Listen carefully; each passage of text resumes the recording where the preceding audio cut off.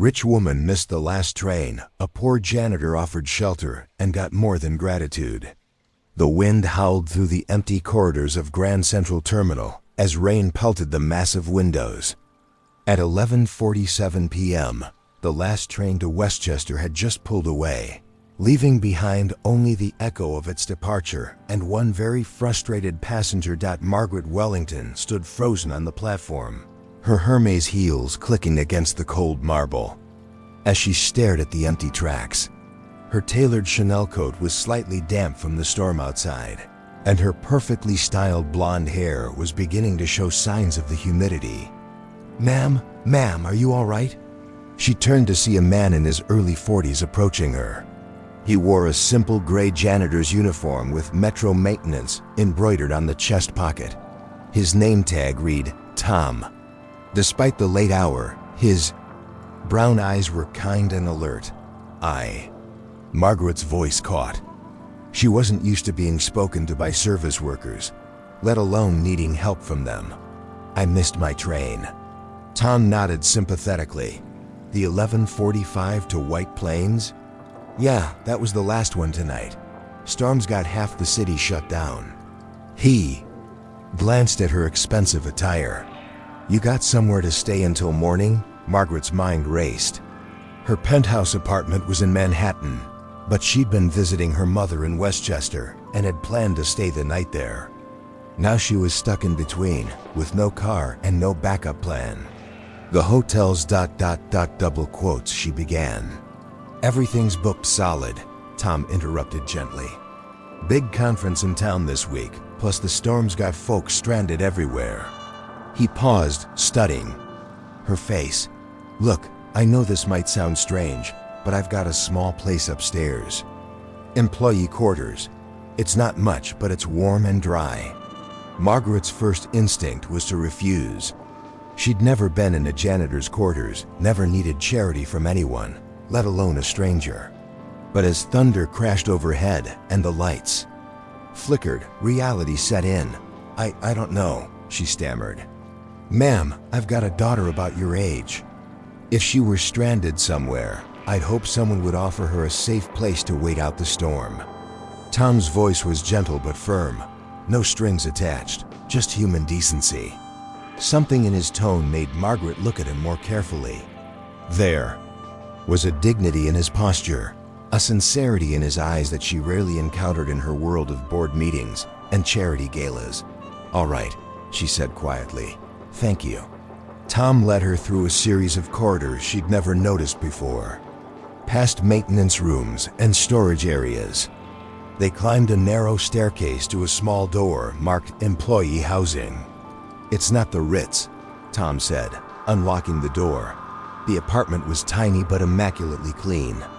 A small living room with a worn but comfortable couch, a kitchenette, and what appeared to be a single bedroom.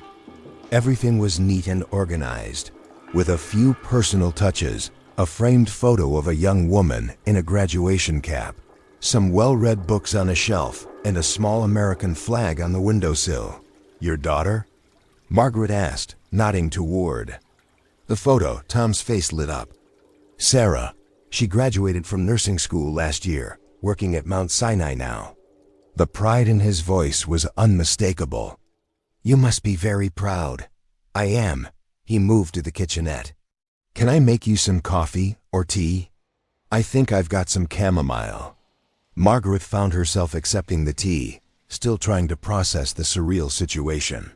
She removed her coat and sat on the couch, watching as Tom moved efficiently around the small kitchen. "How long have you worked here?" she asked. 15 years next month, he replied, putting the kettle on. "Started right after my wife died. Sarah was only 8. I'm sorry for your loss." Tom nodded, his back still turned. "Cancer. We lost the house paying for treatments. This job came with housing, and it meant I could be close to work while still getting Sarah to school every day." Margaret felt an unfamiliar tightness in her chest. "That must have been difficult." "We managed." He turned to face her. "What about you? What takes you out to Westchester on a night like this?" "My mother," Margaret said. accepting the steaming mug he offered. She's not well. Alzheimer's. That's tough. Is she in a facility? The best money can buy, Margaret said automatically, then caught herself. Sorry, I didn't mean to sound ... Privileged? Tom smiled, sitting in a worn armchair across from her. Ma'am, there's nothing wrong with being able to afford good care. For your mother. Hell, I'd give anything to provide that level of care for the people I love. They sat in comfortable silence for a moment, sipping their tea as the storm raged outside. Can I ask you something? Margaret said suddenly. Shoot. Why? Did you help me? You don't know me. Tom considered the question. My dad always said there are two kinds of people in the world. Those who see someone in need and walk by, and those who stop to help. I decided a long time ago which kind I wanted to be. Margaret stared into her tea, thinking about her own. Father's lessons, success at any cost, never show weakness. Trust no one who can't benefit you. I don't think I've ever been the second kind, she admitted quietly. Maybe you just never had the chance. As the night wore on, their conversation flowed surprisingly easily. Tom told her about raising Sarah alone, about night school to get his maintenance certification, about his small victories and daily struggles. Margaret found herself opening up about the loneliness of her privileged life, the pressure of running her family's foundation, the way people only saw her net worth. You know what's funny? She said around 2 a.m.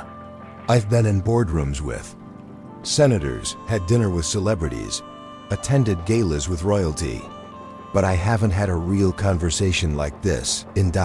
years. Money can't buy everything, Tom said simply. No, Margaret agreed, looking around the modest apartment that somehow felt more like home than her penthouse ever had. No, it can't. Margaret woke to the smell of coffee and bacon. For a moment, she was disoriented. The unfamiliar couch, the modest surroundings, the sound of someone moving quietly in the kitchen. Then she remembered the storm, the missed train. She'd fallen asleep on his couch around 3 a.m., and he'd covered her with a soft blanket. Now morning light was streaming through the small windows, and the storm had passed. Morning, Tom said, noticing she was awake. Storm's cleared up. Trains should be running again. Margaret sat up, running her hands through her disheveled hair. She probably looked terrible, but somehow she didn't care. I made breakfast, Tom continued.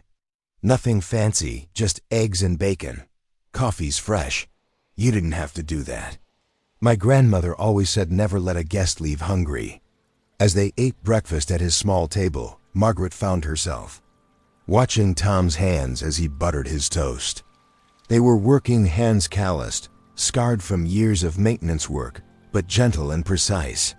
She thought of her own manicured hands, soft from a life of ease. Tom, she said suddenly, what's your dream? If you could do anything, be anything, what would it be? He paused, fork halfway to his mouth. That's a hell of a question for 7 a.m. I'm serious. He set down his fork, thinking. I always wanted to open a small cafe. Nothing fancy, just a place where people could come for good coffee and decent food, somewhere comfortable where everyone's welcome. He smiled sheepishly. Silly, I know. It's not silly at all. Why don't you do it? Takes money to start a business, and I'm not exactly in a position to take risks. Sarah's got student loans, and I'm not getting any younger. Margaret nodded, understanding more than he knew about the weight of financial responsibility, though. From the opposite perspective, what about you? Tom asked. What's your dream? The question caught her off guard. I don't know. I've spent so much time managing my family's expectations, running the foundation, and maintaining appearances. I'm not sure I remember what I actually want. Maybe it's time to figure that out. After breakfast, Tom walked her back to the main terminal. The morning rush was beginning, and Grand Central was coming alive with commuters and travelers. At the information board, they could see that train service had resumed. The 8:15 to White Plains was on time. Well, Margaret said, suddenly reluctant to leave. I should get going. Yeah, of course. Tom shifted awkwardly. I hope your mother's okay. Thank you for everything. For the shelter, the food, the conversation. I can't remember the last time someone was so kind to me without wanting something in return. Maybe that says more about the people you usually spend time with than it does about me. Margaret laughed, a real laugh that surprised them both. You might be right about that. She started to walk toward the platform, then stopped and turned back. Tom? Yeah? That cafe you want to open. What would you call it? He grinned. Sarah's Place, after my daughter. Margaret smiled, filing the information away. That's perfect. As she walked toward her train, Tom called out one more time. Margaret, she turned. Maybe you should spend some time figuring out what you want. Life's too short to live someone else's dream. The train ride to Westchester gave Margaret time to think. She stared out the window at the passing landscape, her mind replaying the conversations from the night before. When had she last felt so seen, so understood? At her mother's facility, she sat by the bed, holding her mother's frail hand. I met someone last night, Mom, she said quietly. Someone who reminded me of who I used to be, or maybe who I could be. Her mother's eyes flickered with brief recognition. You always said kindness was the most important thing. I think I forgot that somewhere along the way. That afternoon, Margaret made several phone calls from her mother's room. To her lawyer, to her financial advisor, to the property manager, who handled her real estate investments. 3 weeks later, Tom was finishing his evening shift when his supervisor approached him. Tom, there's someone here to see you. Says it's about a business opportunity. Tom found Margaret waiting in the main terminal, looking more relaxed than he'd ever seen her. She wore simple jeans and a sweater, her hair pulled back in a casual ponytail. Margaret, what are you doing here? I have a proposition for you, she said, smiling. There's a space for rent in the village, perfect for a small cafe. Great foot traffic, reasonable rent. Tom stared at her. I don't understand. I want to invest in Sarah's Place, as a silent partner. You'd run everything, make all the decisions. I just want to help make it happen. Margaret, I can't accept. It's not charity, Tom. It's an investment. I believe in you, and I believe in your dream. Besides, she added with a grin, I've decided to figure out what I want. And what I want is to be the kind of person who stops to help. Tom was quiet for a long moment, studying her face. Why? He asked finally. Because 3 weeks ago, a stranger offered me shelter when I was lost.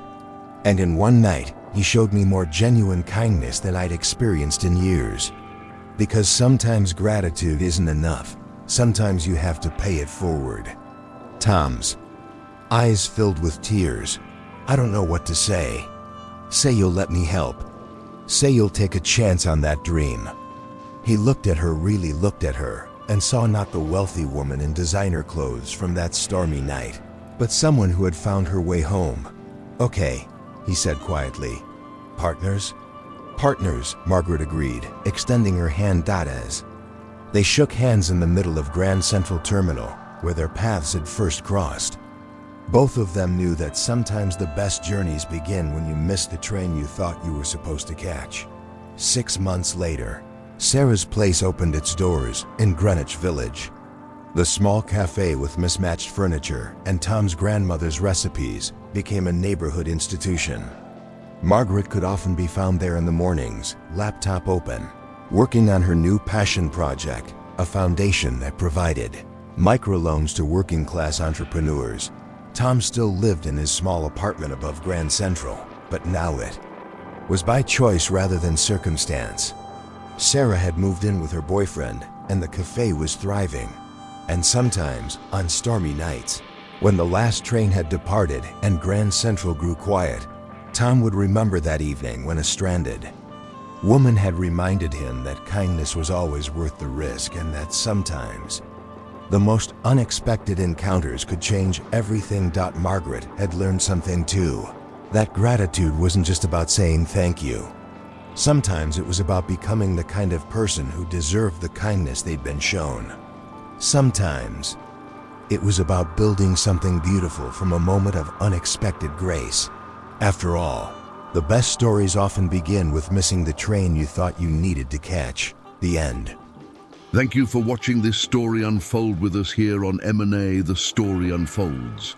If you enjoyed it, don't forget to subscribe to the channel and turn on the notification bell so you never miss a new tale. We'd love to know where you're watching. Leave a comment below and tell us what part of the world you're joining us from. Your support means everything. See you in the next story.